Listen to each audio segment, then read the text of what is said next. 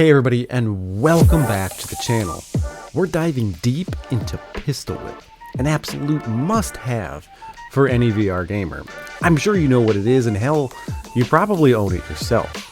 But this game has grown and evolved over the years, and none of the reviews for it are current, at least not on YouTube. Help this video rise above the outdated reviews and give it a like, so VR newcomers can get the real story of Pistol Whip.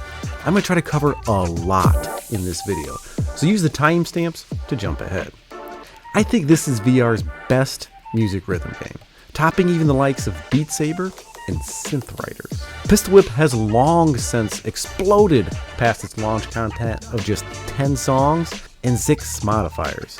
It's now boasting 41 scenes, including 2 immersive story campaigns and a whopping 31 modifiers. If you're new to the action, it's that on-rail shooter where you blast down enemies in tune to the beat while dodging bullets and reloading with the flick of a wrist. Getting hit twice before your armor recharges means game over.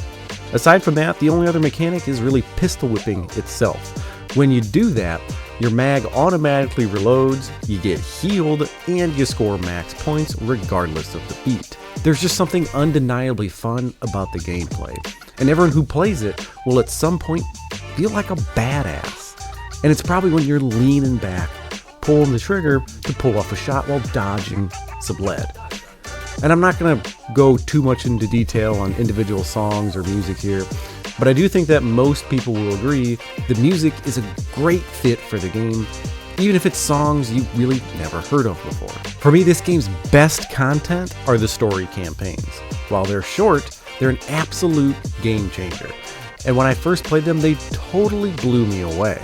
They felt fresh with different weapons, enemies, and different things to shoot at, like exploding barrels. The boss fights especially were awesome. 2089 has a high-tech, cyberpunk-style campaign that culminates in you taking down a gunship. This campaign introduced the smart pistol that fires in 4-shot bursts that auto-hits its target. And then that gunship we mentioned earlier, I'm only going to show it on screen for a little bit here, but trust me, you're going to need the extra firepower of the smart pistol to take this thing down. Now, Smoke and Thunder is the yin to 2089's yang. It's Wild Wild West theme with some 6-shooters and a double-barreled shotgun. And this particular campaign is my favorite. The shotgun is just awesome. Yeah, it's only got 2 shells in it, but has an AoE-like effect, and it's just a ton of fun to use. But hot damn, that clockwork spider, it's just awesome to take down. It's a very unique and dynamic boss fight that quite literally keeps you on the edge of your toes. If you own Pistol Whip and haven't played these campaigns, pause this video right now and go play them. Only pause it, but see if you agree with me. When I replayed the campaigns to make this video, I just had so much fun, just as much fun as the first go around. A quick tip, if you're struggling to find the beat, enable the setting called Metronomic Haptics. This feature pulses your controllers in tune with the music, making it significantly easier to stay on beat. For me, Pistol Whip is a bit more of a fast reaction shooter than it is a music one, but this setting definitely helped me stay on beat more often. Okay, back to the story campaigns. They overall just have a much higher production value to them. And to make it even better, all those weapons introduced in them are available when playing in other scenes. And I would go as far as to say that once the campaigns dropped, this kind of straightforward on-rail shooter really turned a corner. From then on, all the new scenes were just next level, always pushing the boundaries of this formula that is Pistol Whip. Whether it's creative environmental storytelling, different enemy types, or the modifiers we mentioned earlier. The new scenes are just night and day difference compared to the launch content. I mean, don't get me wrong, they still feel like Pistol Whip, but there's just an undeniable level of polish and refinement in the newer scenes. And it's quite remarkable how Cloudhead Games has been able to keep this simple concept, quite frankly, feeling fresh even after 41 scenes. Their dedication to pushing boundaries is why Pistol Whip is a must-own title, and they probably aren't done just yet. And the modifiers only strengthen the must-own argument. There's a ton of gameplay in this modifier menu here. You can swap weapons, tweak core mechanics, and dive deep into the wild variables. Stuff like ricocheting bullets, melee-only challenges, the combinations are nearly endless. High velocity projectiles on hard mode? Good luck with that. The best part? Every modifier setup has its own leaderboard. And I'm not leaderboard guy myself, but man, that's insanely cool. This footage here is headshots only with laser pointers, and damn, it was hard even with the laser pointers. The whole modifier system in this game just adds a ton of replay value, and I encourage you to explore different combinations. If you've crafted a wild one, let me know what it is. Okay, next we have the contract section, which are basically your daily, weekly, and monthly challenges, and just like the modifiers, tied to the leaderboards. Completing them contributes to this massive career-based leaderboard, and it's a pretty cool idea, but not one that actually appeals to me a ton, because remember, I'm not the leaderboard guy. I would love to see some more like unlockable cosmetics as rewards here. That would be a much bigger incentive for this guy to play the contracts on a more regular basis. I mean, there's already a ton of customization in this game, from new gun sounds, skins, weapon models, and even some melee-only stuff, and having some unlockable cosmetics would just push this to the max. The last thing we haven't touched on yet, and it's a big one, are the remixes, or what kind of the game terms is user-created songs and scenes. And this is an amazing feature to have built into the game.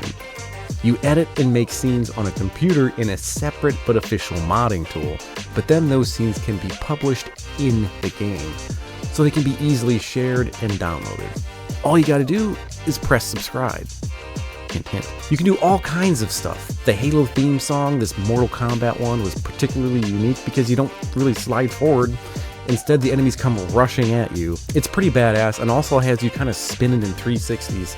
And you gotta love the creativity and passion of modders.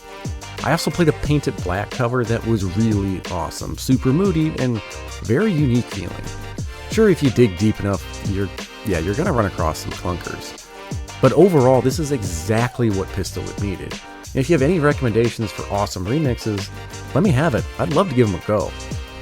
Sadly though, this feature is not available for PSVR 2 because Sony is very restrictive when it comes to user-created content. But that doesn't mean the PSVR 2 version of the game is the lesser version. If you don't care about user-created content, then the PSVR 2 version, well, it might just win hands down thanks to the immersive haptics.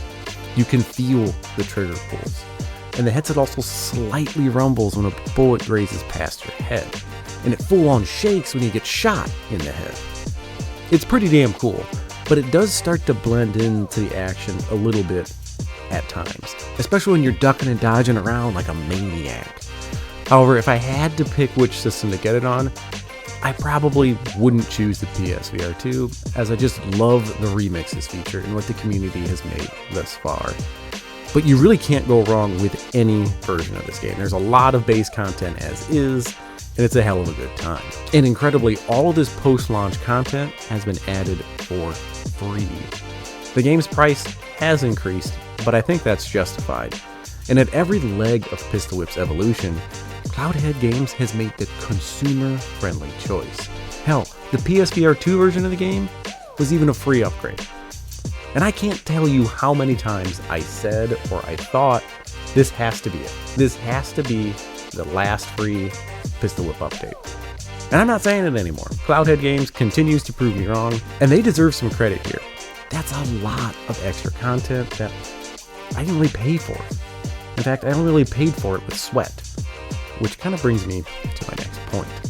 When gathering the footage to make the video you see here, I burned a whopping 900 calories. And that's awesome. It's a fun workout that, gets you moving. I mean, you can lose weight playing this game and not even really realize it. You're gonna feel it, especially in your legs, don't get me wrong. Pistol Whip it's kind of leg day, but it's a fun exercise, and the best workouts are the ones that you stick with. And Pistol Whip's gameplay makes it easy to stay motivated. I mean, no one wants to get shot in the face, so move out the way. If you're watching this and you have struggled to lose weight for whatever reason, this fun exercise may just be what you've been missing. And if you haven't played Pistol Whip yet at all, I obviously highly recommend it. Developers like Cloudhead deserve to be supported. Sure, it's an on-rail shooter and this is 2024, but it's incredibly well made and a standout VR experience. And for many of us, in the early days of VR, games like this just ignited our love for playing in the headset. And the pistol whip of today, it just kicks the old one's ass in every possible way. If you've made it this far, thank you for watching, and please consider subscribing. Help me on my quest to reach 1,000 subscribers. I have a pretty small channel, so any feedback you have for me, quite frankly, is essential. And to my 700 or so subscribers I have right now, I greatly value your input and your support. Every comment, I like to see. Please let me know what kind of content you want to see from me. Thanks, and catch you next time.